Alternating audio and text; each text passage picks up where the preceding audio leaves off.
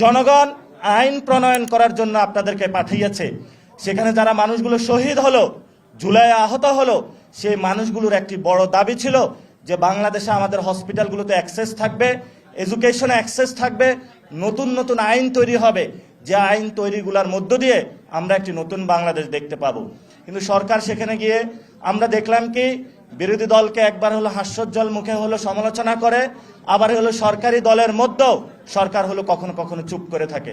আমরা আশা করব এই যে আমাদের যে সংকট রয়েছে, এই সংকট থেকে ইনশাআল্লাহ আমরা ভবিষ্যতে উত্তরণ করতে পারবো। এবং আমাদের সেন্ট্রাল কমিটিও আমরা গুছাচ্ছি। আমাদের দল এখন ডে বাই ডে বাংলাদেশের ইনশাআল্লাহ তৃণমূলে যাচ্ছে। আমরা আমাদের ফরেন ডেলিগেশনগুলো ঠিক করতেছি, যাতে ইন্টারন্যাশনাল এরিনা থেকে শুরু করে যত ক্রাইসিসগুলো রয়েছে আমাদের গণতান্ত্রিক প্রক্রিয়ার উত্তরণের ক্ষেত্রে আমরা যাতে ঐক্যবদ্ধভাবে জাতীয় নাগরিক পার্টির নেতৃত্বে নিশ্চিত করতে পারি।